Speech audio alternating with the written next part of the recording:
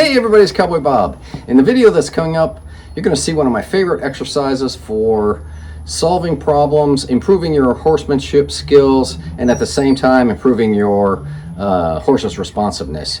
You're going to see me work through some issues real time with the big golden boy here, and stick around till about minute 9 and you're going to see some unexpected things come up and how we deal with those. So stay tuned, and oh, by the way, don't forget to support your local rescue.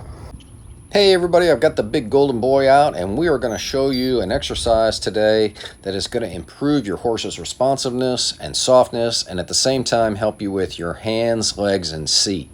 This is one of my favorite riding exercises because it really covers so much, and it's a really simple exercise to do. So right off the bat, you can see that he does not have a saddle on, and that is because it is a very hot day in Texas today and the humidity is soaring. So I thought I would just cut him a little slack on the heat and just do this in bareback, but you would just do this with your normal tack. Now you can see he's got his regular bridle and reins on, and in addition to that, I've fashioned a neck collar out of a lead rope, and for now I'm just going to let that sit on his wither and not use it, but it's going to come into play later on when we get into the more advanced stages.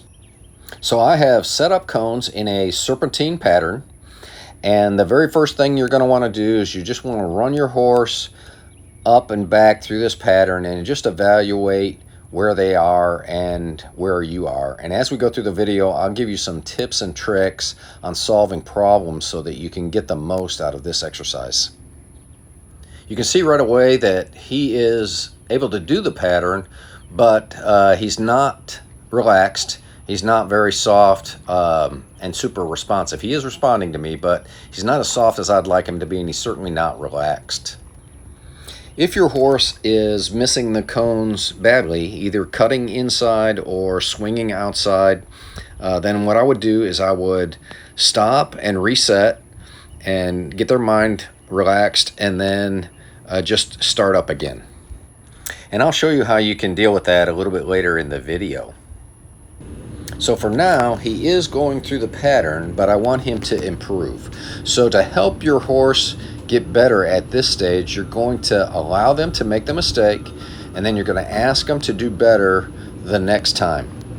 And you don't want to tug or pull your horse through the pattern. You want to stay as light as you possibly can. Remember, less is more when you're trying to get your horse to make improvements. Now when he gets to the end cones, I don't want him to just circle around the end. I want him to move his shoulder laterally around those cones. That's actually the most beneficial part of this entire exercise. So to help him move that shoulder over, I'm going to use a little more leg when circling the cones.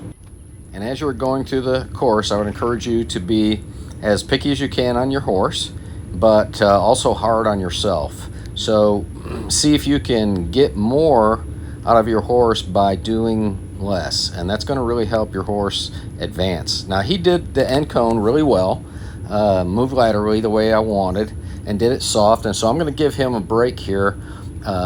When he did something right, I'm going to give him some praise and let him reset. It's amazing how you can get them to relax and reduce their frustration if you'll give them a break when they do something well.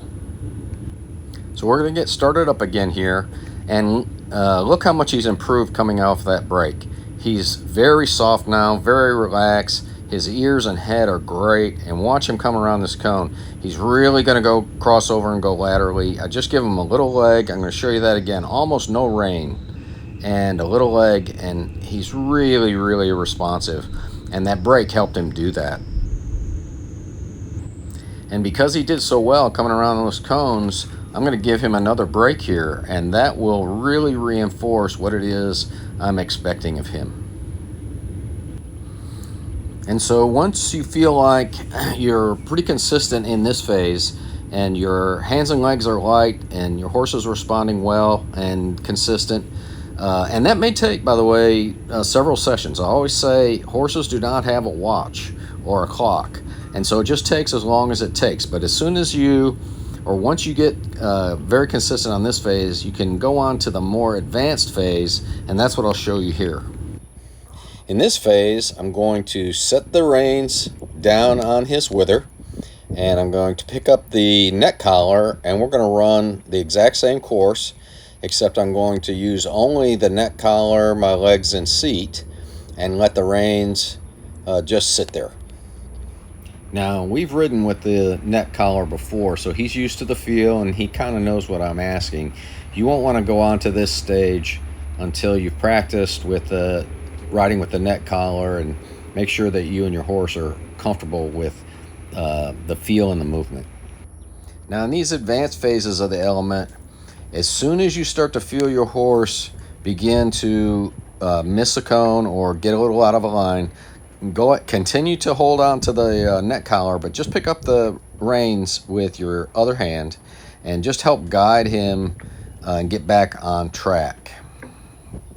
Now you can see, because of all of the work we've done, he's responding really well. I'm really not even using the neck collar. I'm using only my seat and legs, and he's doing great. But here in a little bit, he's going to get way off track, and we're going to have to deal with some different kinds of problems, and I'm going to show you how I deal with those and how we get back to successful footing. Now, he's doing so well here that I'm going to just go ahead, and you see I'm going to drop the reins and the neck collar completely, fold my arms, and just see if I can get him to run through this course with my legs and seat only. Nothing, no hands at all. And the reason I can get this from him is because I'm very hard on myself in using a lighter and lighter touch to get him to respond. A very light touch is really the secret weapon in terms of getting the most out of your horse. Now, I promised I'd show you what I do when he misses pretty badly, and that's what's going to happen here. Coming up here, he's going to miss this cone really badly and then get way out of whack, and I want to show you what I do to deal with that and get us back on track. So you can see he missed that cone pretty badly. He got misaligned, and then things got a little out of whack and he got excited. And so all I did was I stayed calm. I just pick up the reins and I stopped him, and we're going to go back through that missed cone. And I'm holding the reins now. I'm not going to press the bad position. I'm not going to try to press him through that. We're just going to go back to something that he's very, very confident at and get him to relax and get his head back in the game. And you can see that, you know, in that way he can recover very quickly. And just when things were starting to get back to normal, we have a friend come into the course, and I turned him there to try to keep him relaxed and keep his mind on the exercise, and he got a little bit excited, and he lost it a little bit. So we're going to just reset, and I'm just going to ask him to quietly go through that cone that he missed. And because this is a pretty big distraction for him, I just want to do something that's very simple that I know he's very confident at to help him get his mind back in the game. We definitely don't want to quit here. Now, I could shoo her off and we could go back at this, but I really don't want to, because the world is not a pristine place, and so we have to be able to work together to solve these problems and work through them. When we go out the gate, unexpected things are going to happen. So we're just going to calmly keep at it, and he's doing pretty good again here, so I'm going to stop him and give him a little mental break. Remember, I said giving them mental breaks really helps them reset, helps with their frustration, helps them get back on track. And here again, we came out of that break, and you can see he's much more relaxed. He's back with me, and we're running the course as normal. I'm not going to do anything about her. We're going to go right past her here, and he's going to do just great. Now, pay particular attention of the different ways that I used the stop and reset. When he missed the cone badly, or when he got excited, when she came into the picture, I stopped him, reset, and we went straight back to doing what it was we were doing. When he calmed back down and he started to relax, then I stopped and reset and just stopped him totally and gave him a mental break, and that rewards him for the behavior that I want. So this actually would have been a really good place to stop the whole exercise, because we ran into some significant problems and distractions, and we were able to recover from that, and now we're back to executing well. But he was doing so well that I thought I would just go back to giving no hands a try. So I lifted my hands up, completely dropped everything. We're back to just using seat and legs, and wanted to see if we could do that with her standing there, and he's doing just great. If when I had taken him back to this more advanced part of the exercise, he could not execute well, then that would be no problem at all. I would just simply go back to picking up the reins and do something that he was confident at and that he could do in a relaxed way, and we would just look for a good place to wrap this up, and we would end right there. But he was doing so well, I just thought I would take the opportunity to reinforce this while I had it.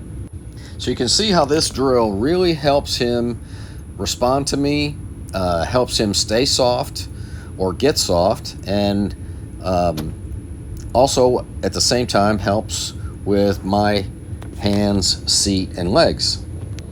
You should also have some new tools in your toolbox now to deal with unexpected problems as they come up, and recover from those and work through those. As for me, well, I've got to get back to doing what it is that I spend most of my time doing around the pasture and the barn. So for now, this is Cowboy Bob signing off. Stay tuned.